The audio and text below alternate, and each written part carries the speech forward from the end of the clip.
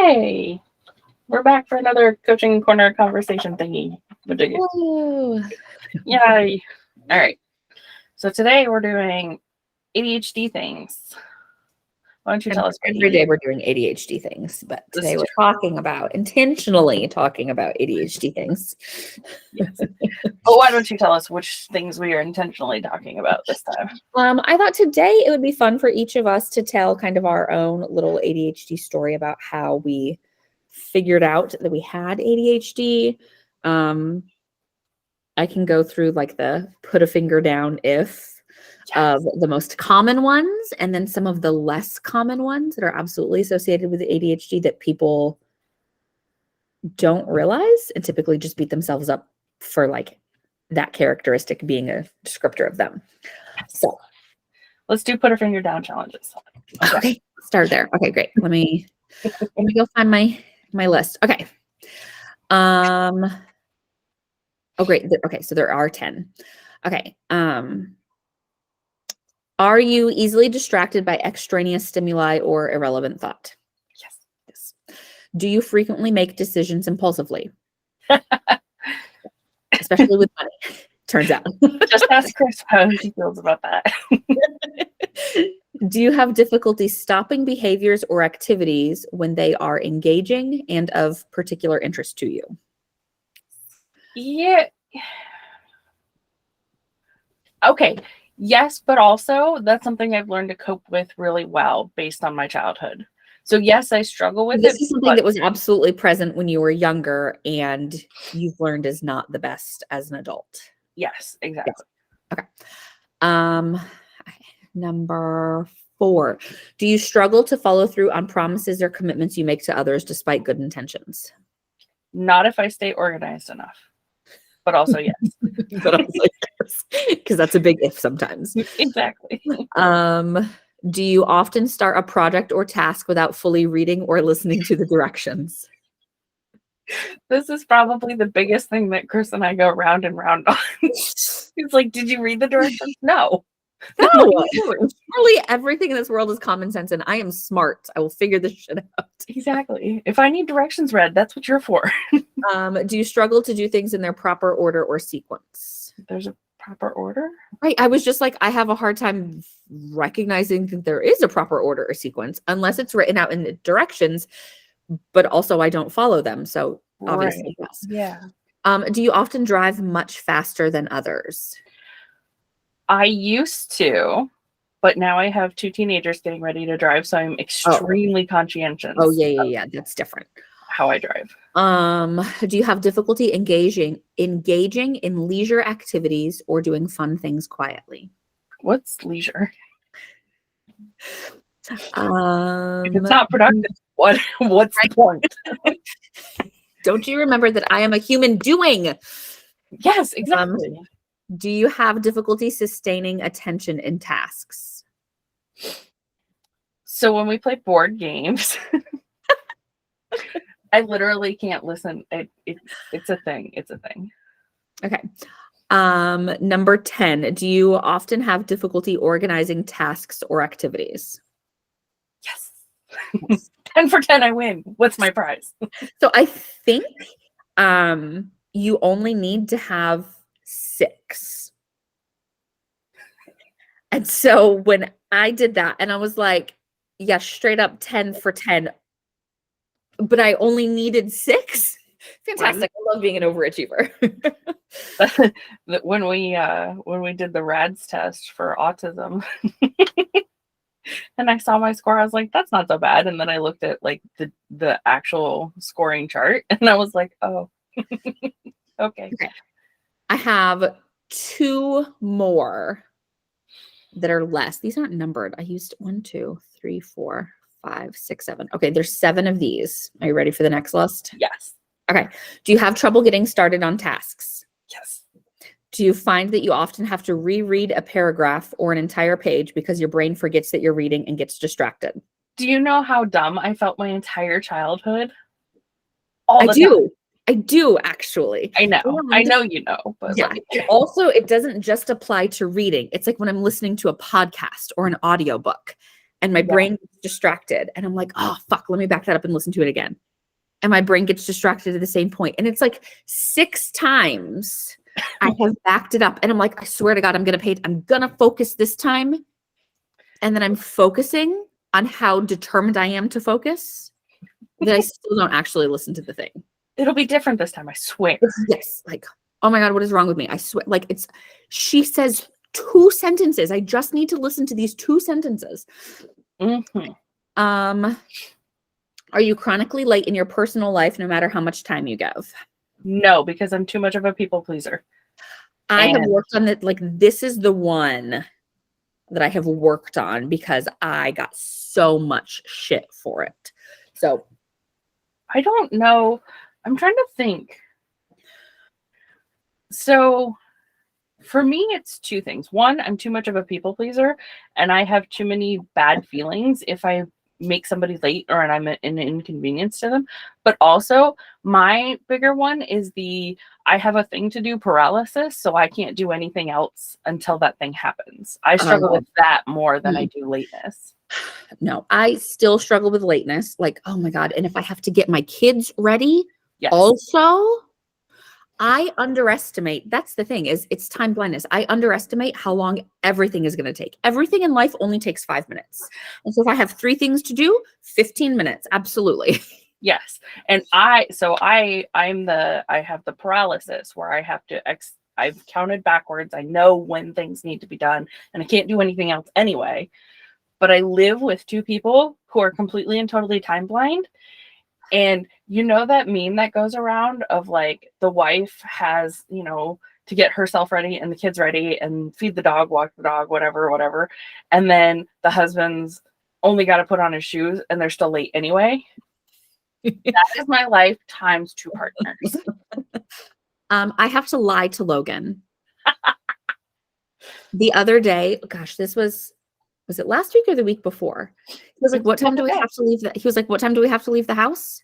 And I told him the time and he was like, really? And I was like, yeah, because, and he was like, no, I'm saying, really? You just told me the real time we have to leave the house? You know better. Oh, fuck. I'm just not used to living with somebody else like this, and he's actually much worse about it than me. So I have to anyway, so this is something that I'm still bad at. I'm late 25% of the time. Okay, but also, can I just acknowledge the fact that since I met you, your late rate has gone down significantly. And we just had a call right before this one and I logged in 1 minute early. I know, you beat me. I was so proud. Early, y'all. That does not happen. But I mean, in all seriousness though, your late rate has gone down. All the cool kids have ADHD. All the cool kids have ADHD. Okay. All right. So have we done 3 or 4? I think we've done 4. I have 3 fingers down. Okay, great. Are you attracted to products that help to organize you, but you still struggle with organization? 1 empty container, 2 empty container, 3 empty container. Do you know all the planners I have purchased? Yes, I do, because I've purchased them too. And every year I'm like, oh my God, this is the one. I bought a 5-year planner. Oh my God. And you used it for 5 days? Because that's how I roll. I filled it out 3 months ahead of time. Okay. I filled it out for 3 months. Oh, right. But that's still a 1-day activity. Right. I've looked at it twice. Yeah. Sounds right. Okay. And one of those was, oh, I didn't do anything with this. Well, now it's going to take me forever to catch up. Okay, next up. Do you really enjoy change and you're always trying to change something, whether it's your job or paint color or furniture placement in your house or hair color? Yes, but the autism wins out sometimes. So it depends. It's got to be a very specific thing, but I've usually thought about it and gone back and forth a whole bunch before I execute, but I love the change. I was the kid constantly rearranging my room. I was actually telling somebody about this today because I was pointing out all the holes that I have to fill from moving shelves around. So yes, actually. But my when we moved here, and we were leaving our old house, my mom basically had to do a skim coat on my entire room because of all the push pins from all the posters I moved around all the time. She was like, "You are never allowed to have push pins again." Push pins are better than nails. Right? That, I don't know. Okay. Do you procrastinate incessantly when it's something you don't want to do, like paying bills? No, we weren't just talking about the thing that I did and I was so proud and then I forgot to actually finish it and send it in. No. Okay, last one. Do you have a habit of starting projects and not finishing them? No. No, not at all. Okay, we have another list. Oh, This is the yay. last. This is fun. Okay.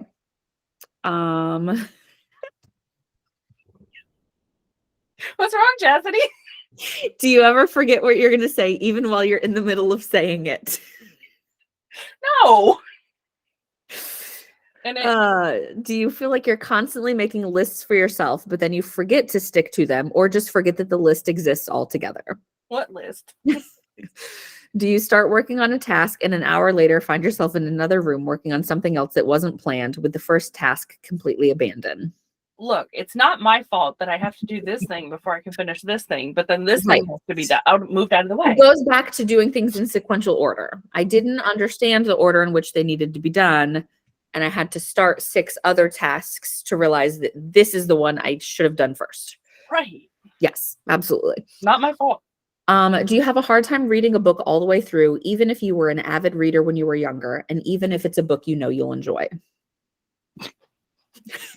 Do you want to ask the 12 partially read, unread books in my Kindle? Yep.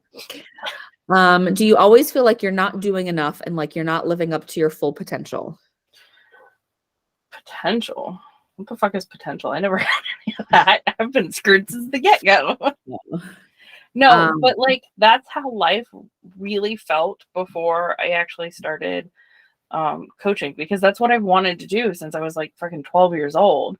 But like that listless, aimless, like what the fuck am I doing with my life? I have nothing to show for my life. That was everything up until that point. In school, it was, she's so smart. If she has so much potential, if she would just apply herself. Right. If she would just do the homework, if she would just read the chapters. But tell me why I heard that stuff, even though I did the homework, even though I was reading the chapters, even though I was like, not doing the homework and I did not read the chapters, so I don't know. I did those, but there was a hallmark moment in my school career that really like changed things. I did a paper in 4th grade and I got accused of plagiarizing. I've never plagiarized a day in my life. Tell me about that. And that, like, the way the whole situation was handled and everything, like, really, really soured me to education. I still did all the things because I was too much of a people pleaser and afraid of the consequences, but my heart stopped being in it after that. The inability to start a task, the task paralysis, just won out over the people pleasing when it came to schoolwork stuff. Mm-hmm. I was like, you are already disappointed in me. So why bother? So it turns out I'm managing it quite well. Yeah. I do not want to read Great Expectations. No, I wonder how I would be now if that side had won out, but no, I was too afraid of disappointing people even more. Like, I've already disappointed you once. I can't afford to do it again. Okay, what's next? Oh, is it difficult for you to pay attention when someone has trouble getting to the point, even though you are often a person who has trouble getting to the point? Yes. I've had to really like step back and learn how to not offer words and suggestions to people when they're talking and they're like forgetting where they're at or they're not able to recall a word or whatever, because that was something that was like just like correcting people's grammar. That was something that was so ingrained in me when I was younger. And then growing up and learning that that's ableist as hell and like so rude. And like, I have to like really work hard at not offering, because I'm good at reading people out. That's part of why I'm so good at coaching. And so I'm very often correct. And so I have to like really like work hard to Yeah. not. I am also good at reading people. And so I'm good at knowing when I can do that and be like, oh, what you're trying to say is this. And I summarize 30 minutes down into one sentence. And they're like, yes, that. And when I should not do that. Yeah, I got in the habit, especially like as my kids were learning how to spell and stuff, of like asking them, do you want me to let you know when you've misspelled something, or do you want to figure it out? And two of my kids have been like, no, I don't want you to tell me. And so that was really great practice, and like not correcting people just because I know something's misspelled or whatever. But also it's been really cool to see my kids come into their own and figure that shit out on their own. They didn't need me to correct them. They didn't need me to point out that, you know, that where they weren't getting things right, and they still did just fine. Yeah. I remember I learned this a couple of years ago when my oldest was just starting to write, like not even spell yet, but just like starting to write. And it was, you know, when kids are first learning to write, they're often going to write their letters backwards and upside down. That is not yet a sign of dyslexia. That is just a normal part of kids learning how to write. And so my youngest, she wasn't as interested in learning to write as her brother. So she started at a later age. So she was writing some stuff. This is probably a month or two ago in our kitchen. And I like pulled Logan aside. I was like, we don't point out the mistakes that they have made because this is part of the learning process. And they will get better at it. And pointing it out just discourages them. It makes them feel like they're doing it wrong. And so then they don't want to keep trying. I was like, I had no idea. That's why I was like super selective. My youngest was a really late reader, like 8. They didn't start reading until like 8. And so my son is 8 and he's just now starting to read. So right. And like, so I was like really selective about who knew that, because I know that it's totally normal. And I know that, you know, when my kids are ready, there was no sign of difficulty. They just didn't want to. Right. And so I knew that if services for intervention became necessary, I would do that. But everybody had an opinion. What? You mean they aren't reading yet? You're not working with them, especially because we homeschool, and that's criticism enough. Right. And, like, no. And then literally one day my kid could read chapter books. Like, that was it. That was all there was to it. And so I'm like, see, this is why you just let kids do their thing. Yeah. Life itself is motivating for kids to want to learn how to read. You can't get a driver's license if you don't know how to read. Mm-hmm. You don't want to be a teenager and go out to a restaurant and have to ask your friends to read the menu for you because your mom's not there to read the menu for you. Like, right. That's a thing that is like naturally encouraging. The older you get, the more limited you are in the things that you can't do if you can't read. And video games too. Like, yes. My youngest learned to read because they couldn't read the chat in Among Us when we played. So they didn't know what was going on. Yeah. Like, okay. What else? Do you get so distracted when someone interrupts you that you not only forget what you were doing or saying, but you also have a hard time focusing on what it is that they're saying as well? Yes, the emotional dysregulation. So that type of thing triggers RSD sometimes. And so like the emotional dysregulation is real. I spent a lot of time in my childhood feeling overlooked and unheard. And so if I feel that way, it's like really hard for me to get back to center sometimes. Let's see. Now that I'm saying that, I'm not even sure I answered the right question, but we'll figure it out. The question was, do you get so distracted when someone interrupts you that you not only forget what you were doing or saying, but you have a hard time focusing on what it is that they are saying as well? Yes. Okay. So that was correct for that. Yes. I'm like halfway through and I was like, oh, wait, did I get the question backwards? Yeah, I do that all the time also. Mine isn't so much, I don't think it's emotional dysregulation, but more just like,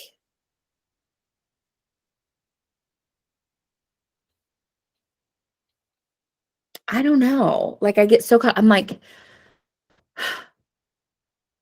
are we going to get back to what I was saying? Like, I'm never even going to remember what I was saying, but like, Mhm. they clearly wanted to interject this. And like, I know what it's like. Sometimes I interrupt people, and was what I was saying not important at all? Like, was it not interesting? Should I not even have told the story? And like, I just Right. all so many different thoughts. Hmm. Okay, what's the next one? And especially then when they're bringing up something that's important. So, like, you need to answer the question or retrieve information later. So then you're like, I got too many holes in my pockets. I can't hold myself. Yes. Yes. Do you have piles of clutter around your space because out of sight equals out of mind, and these piles are actually reminders for you to come back to later? You can't see the counters behind me, can you? I was gonna say what's in camera looks really well organized, but what's Yeah. not, and this is the stuff that gets shoved in from my bedroom, so I don't have to look it in my bedroom. Did you know that Doom boxes, Doom actually stands for something? Yes. I told Organized. Gary that, and he was like, "Wait, what?" Yes. Oh my gosh. It's been so life-changing knowing that these boxes and piles and bags have a name, and that like affect it's not just me. I'm not just a lazy, clutter-filled person. You want to know how I figured out my dad has ADHD? So I moved into his place in outside of Vegas while he was away. He was a fire fighting pilot, like Mhm. the dumping the chemicals in the water on fires. Um, and so he was away fighting fires, and I moved into his place, and there was so much shit everywhere that we could not function. Like there was no space anywhere. And so now looking back, I'm like, oh, those were his doom piles. And I moved all of his doom piles, and now I feel really bad about it. 15 years later. Okay, next up. Do you often interrupt conversations, not because you don't care about what the other person is saying, but because you have something you want to chime in with, and you know if you don't say it right away, you're going to forget? Yes. All the fucking time. Hmm. All the time.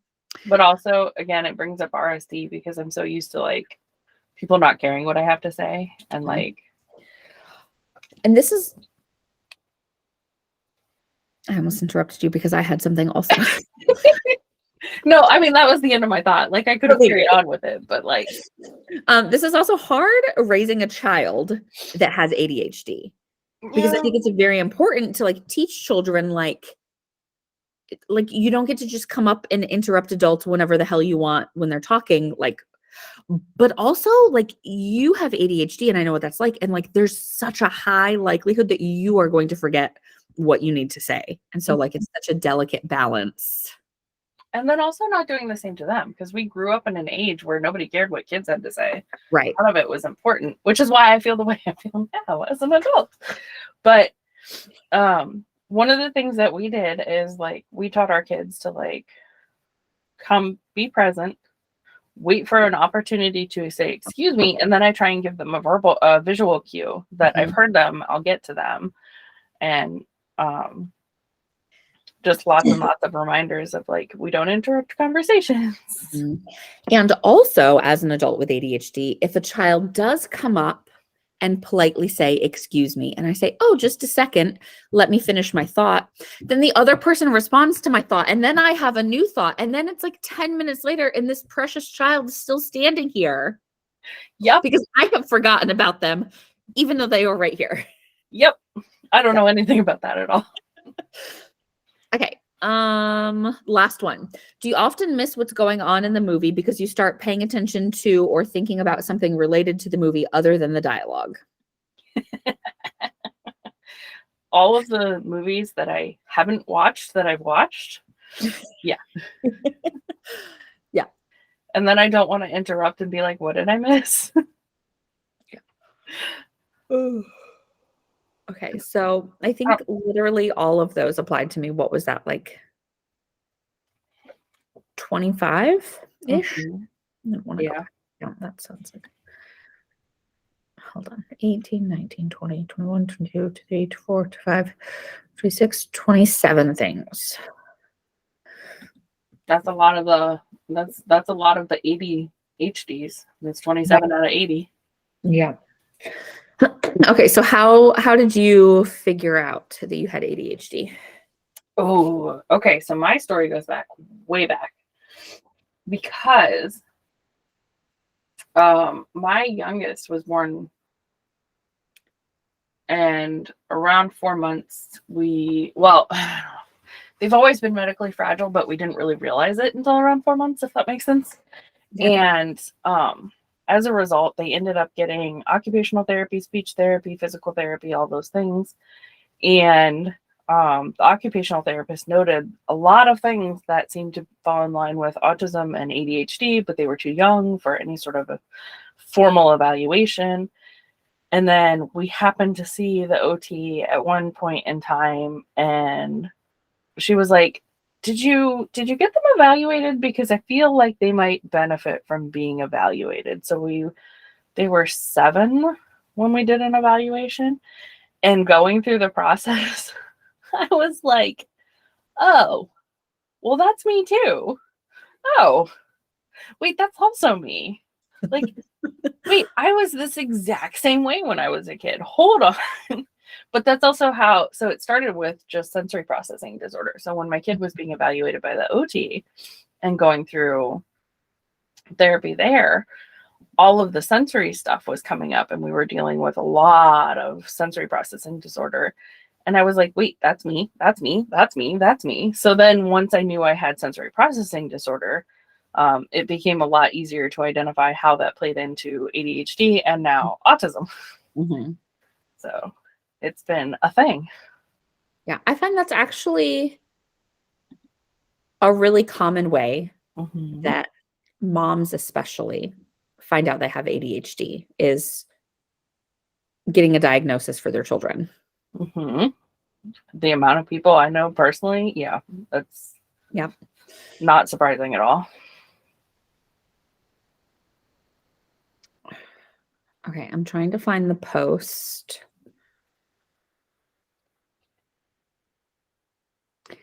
Okay.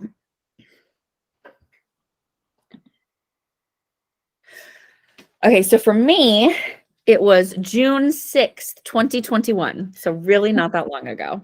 Right. And somebody that one of my Facebook friends posted this thing. And I read it and I was like, holy shit. Okay, so I'm going to read it. I hope y'all are able to follow along. Okay, the attention deficit part of ADHD is misleading in my opinion, because in my experience, ADHD is less doesn't have focus and more can't control where the focus goes. Forgot what you were doing because your brain zoomed way ahead and you were left scrambling to remember why you're holding a dish towel. ADHD. You looked up from your computer screen and realized you've been reading Wikipedia articles about the mating habits of spiders for the past 5 hours and you haven't eaten all day. ADHD. Can't do the mildly intimidating task because every time you try to think about how to do it, your brain skitters away from the topic like a nervous mouse. ADHD. Didn't do the dishes because you remembered them on the drive home, but by the time you arrived home, you'd already moved on to other topics. ADHD. Need to listen to a podcast while doing chores because neither task occupies enough of your attention to keep you engaged. ADHD. And so I reshared that and I said, it was suggested to me as a teenager that I had ADHD. I took some medicine very inconsistently. Wait, blah, blah, blah.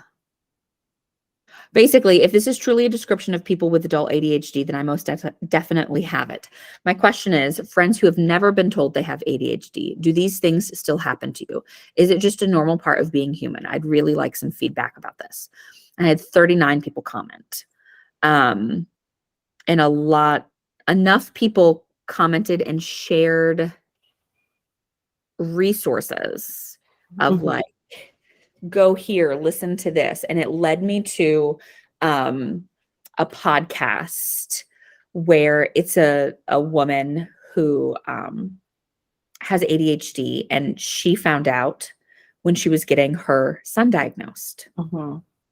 The therapist was, going through all of these things, or the psychologist, and said, it's usually genetic. And but if she was getting her son diagnosed, and ADHD tends to present differently in males versus females. Right. Thankfully for me, my son very clearly has ADHD, but he also has the inattentive type that I have. He does not have the hyperactive type. And Mhm. so I'm like, we are so much the same. So I listened to podcast after podcast that was basically like put a finger down if, with all of these types of lists. And again, so many of them were like, okay, well, like if you answered yes to 6 of these 10 things. And I was like, what about all of them? Tell me what So it means. have you gone on to get a formal diagnosis? No. I don't know. I don't really. I might, because I found out that Wellbutrin can be used off-label to manage ADHD. Oh, I think And so when I was put on Wellbutrin for depression, I noticed a marked change. So that was part of my journey too, was thinking that I gaslit myself into all of the things that I struggled with so hard. Because like I struggled with them before I was on Wellbutrin, and it was like it was at a volume 80, and now it's at like a volume 30. So they're not gone. It's just easier to manage some of the things. But as I'm getting into like owning a business and having children that are teenagers, and like just life getting more hectic and stuff, I'm wondering if some more pointed medicine might help. And so I've been toying with the idea, but also medical gaslighting and fuck healthcare in America and all those things. yes. And now the crisis where people who are not being prescribed their stimulant medications and stuff. It's such a problem that it's like, well, is it even worth it? Do I even want to try? Like life feels okay-ish for the most part. Right. That's how I felt for a long time. So I don't have an official diagnosis either. My goal is to get one before the end of the year. Mm-hmm. My brain really wants to say out loud, my goal is to get one before the end of the month. It's October 20th, y'all. Good luck with that. I'm like a million days pregnant. So yes, I would like to. There's a place that I've reached out to. So in that thread, I had people comment, and a few people private messaged me, and one of them was like, oh, my partner just got diagnosed. Like, if you want, I can put you in touch with my partner. And so they told me where they got diagnosed. I've already reached out to them, and they were like, we can get you in the same week. I'm like, oh, that's great. But so yes, I also want, I'm not on Wellbutrin, so I don't have like, I've gotten better at some things. Mm-hmm. But it still gets in the way, especially running a business. Mm-hmm. And Logan has ADHD, and we were cleaning out the closet in the owner suite the other day. He was like, okay, this is our task for Sunday. Or he didn't even say this is our task. He was like, this is what I'm doing. And I was like, okay, well, like I have some stuff that I can do also. And so like he's in the closet, and he took his Adderall that morning, and he's like really focused. And I am in the bathroom, and I'm like, oh, this thing that I found in this box. And he was like, you're going to love it when you get on Adderall or something like it, and you just like do the thing without all the distractions. And then I had a moment of, well, I don't know, sometimes the distractions are kind of fun. Right? You never know where you end up. But I'm in a couple of Facebook groups for adult women with ADHD. I think one of them is just women. The other one is just adults in general, men and women.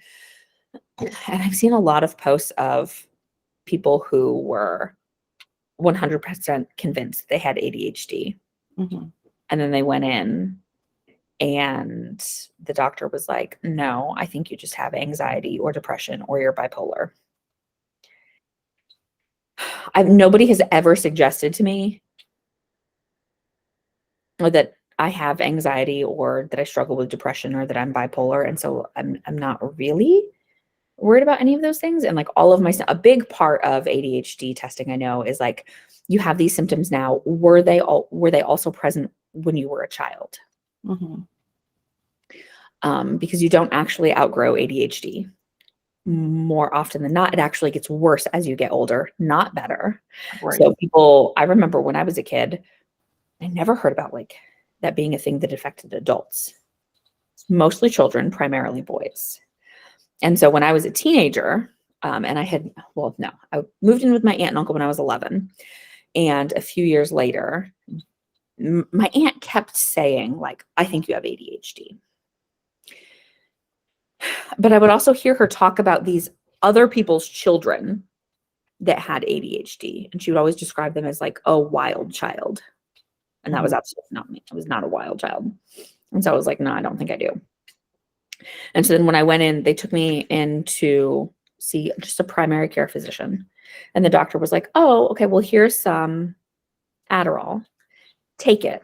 And if it helps, you have ADHD. And if it doesn't help, you don't have ADHD. Mhm. There's no question, like no list of questions, Mhm. no evaluation of any kind. And so this is like before cell phones with timers, right? And so I took this medicine, wasn't actually convinced it was going to help me or that I needed it, and I could never remember to take it consistently. Right.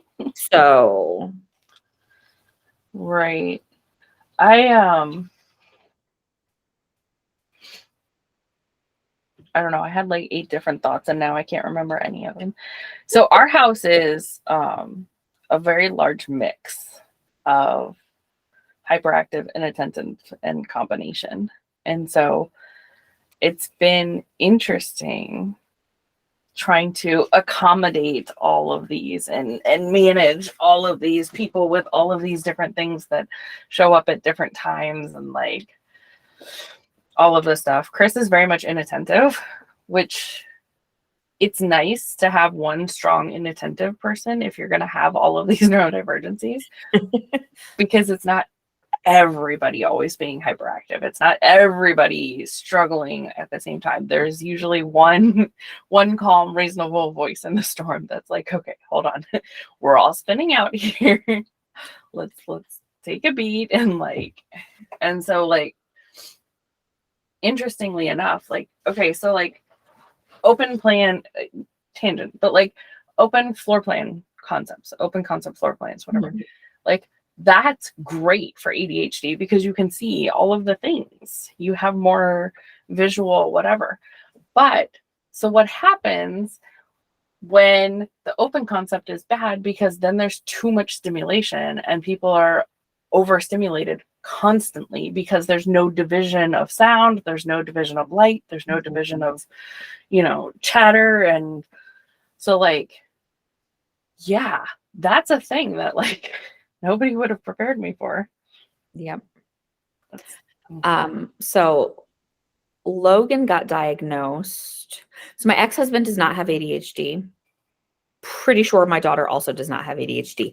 Oh my gosh, was it last week or the week before? I rolled up to pick up my kids from their school, and the facilitator is sitting there with 4 or 5 of the kids reading all of the symptoms of ADHD from the DSM-5 to these mostly 8-year-old children.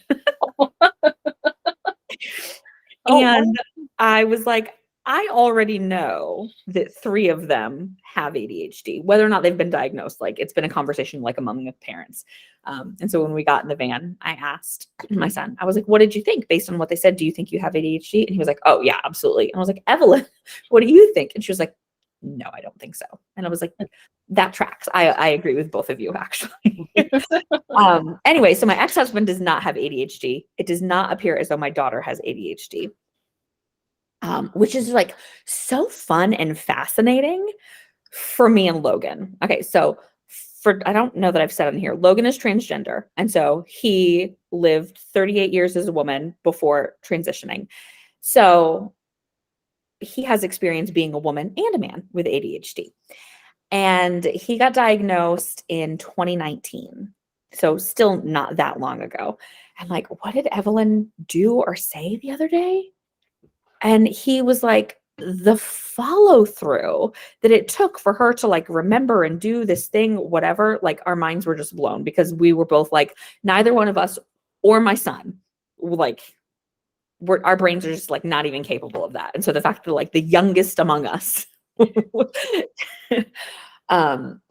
Logan and I had a conversation recently and he was like, you know, what is your thought and your plan around getting your son diagnosed and like medication? I was like, well, you know, I held off for a long time because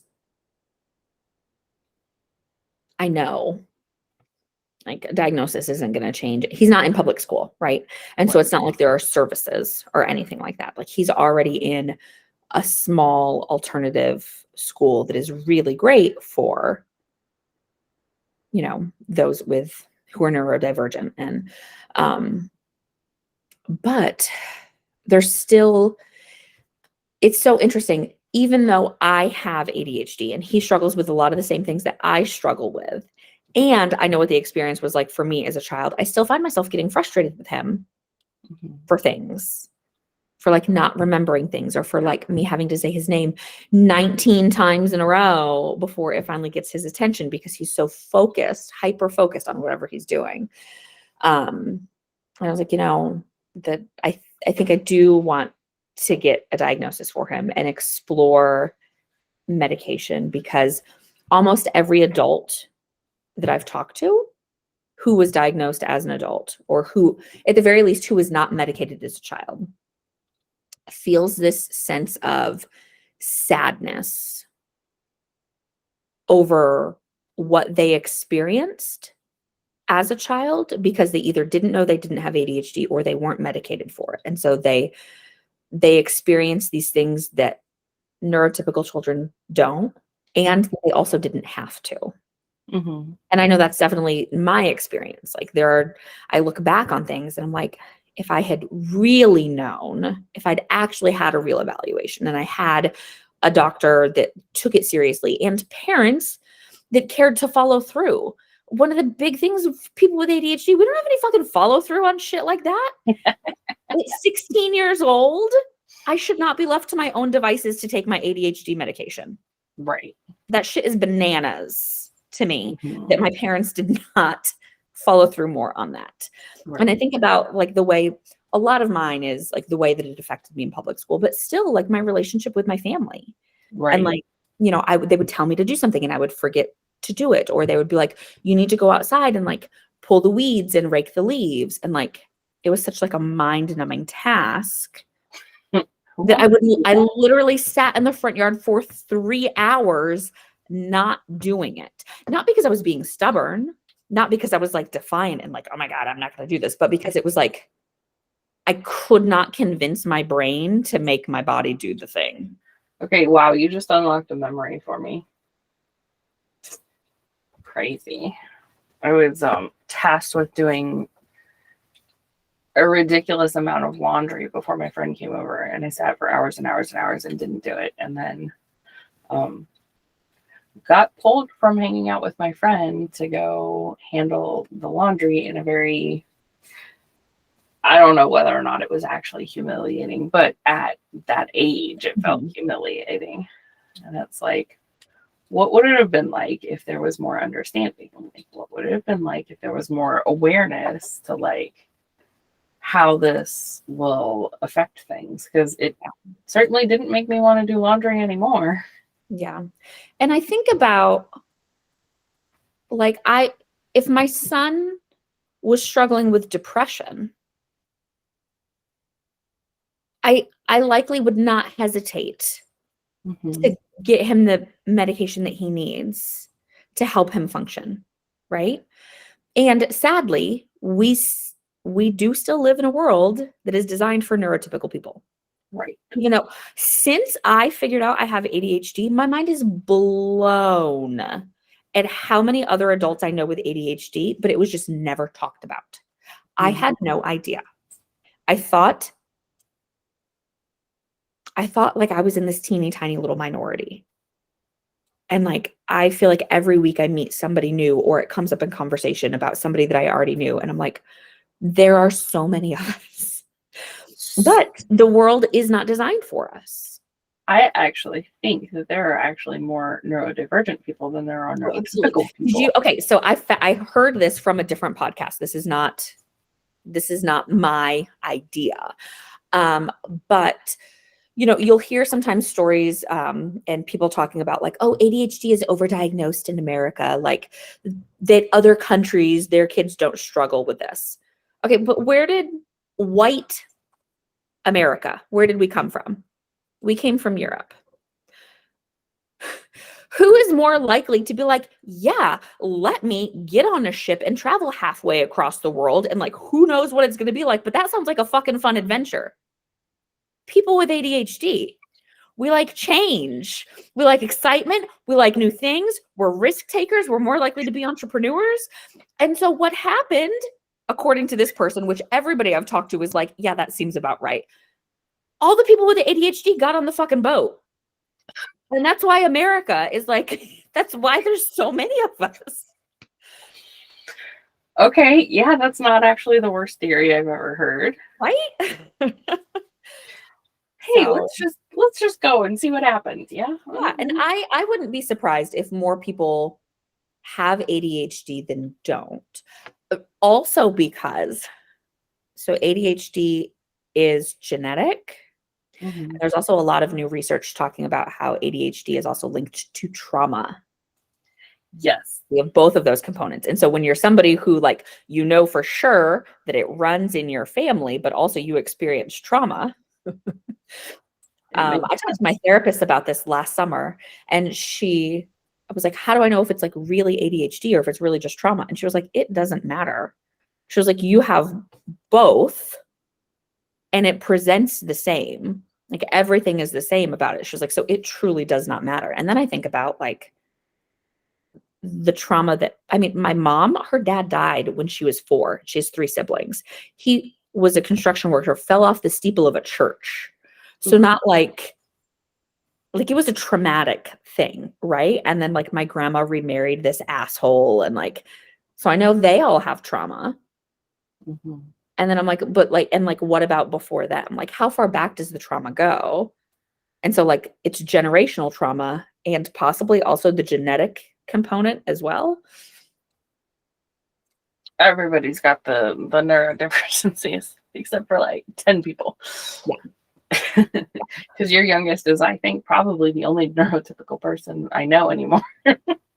I'm and like there's not a doubt in my mind also that my ex-husband does not have it. Mhm. And I wonder like what things could have been different about our marriage If we'd known. if we had like I suspected. And so I because it was talked about when I was a teenager. Ross and I had already been together. We were together for 11 years. We were probably we'd already been together for probably 7 when I said something about ADHD and he was like, "What are you talking about?" I was like, I'm pretty sure I have ADHD." But like, and I would say that sometimes, but I still wouldn't. I was still kind of gaslighting myself. Like, I Yes. think I have ADHD, but I've never been diagnosed. So, like, what if I'm just lazy and making excuses? Yep. 100%. And he swore that was the first time we had ever talked about that. And I was like, there's no way. Also, my parents told me that they told you when you asked them if you could marry me. That sounds like a story for another day. Yeah. But I wonder, like, I wonder what things could have been different if we both had known and Mhm. accepted and understood all of what that meant. Because I'm also recognizing, like, being in a relationship, knowing now that I have ADHD and knowing so much about it, and being in a relationship with a partner who also has ADHD, and I already know so much about it. Like, the level of understanding and like the things that we don't get annoyed or mad at each other for it's fantastic.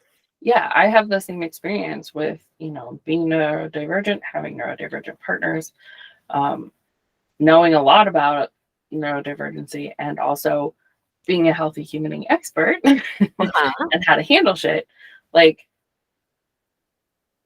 I can see how much, like, Chris and I separated in 2018. There was a lot of strife there. So, like, I've experienced it. But with the three of us living together and having to co-parent together and make decisions together, and especially, big shit changing, like, I can see how we could easily have a lot of fucking problems that could completely and totally combust our family unit. And, like, but having the skills, the tools, the knowledge, the information to manage all that has been, like, I'm really glad we're not doing this without that kind of support. Like, I'm glad we're not left to try and figure this shit out on our own, because I don't think we would.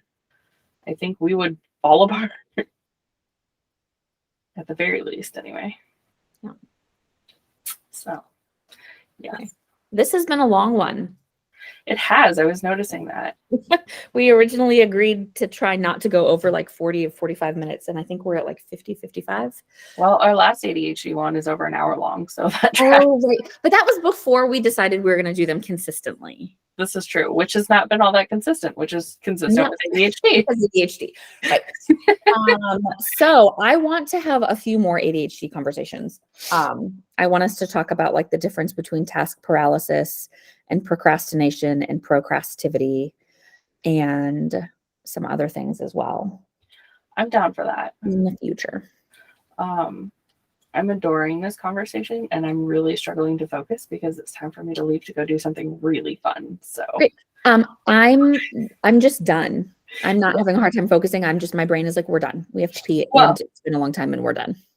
And I just want to like normalize. I want people to be able to get used to being able to say, like, because that's part of like what I want to see change in the world, is people being able to say, okay, I'm too focused on this other thing now. I can't concentrate anymore. You're going to do something very exciting, and I'm very excited for you. And so that wins the excitement award now. Yes, it does. So, and maybe we can talk about it next week. That'll be all right. All right. I'll see you later. Bye. Bye.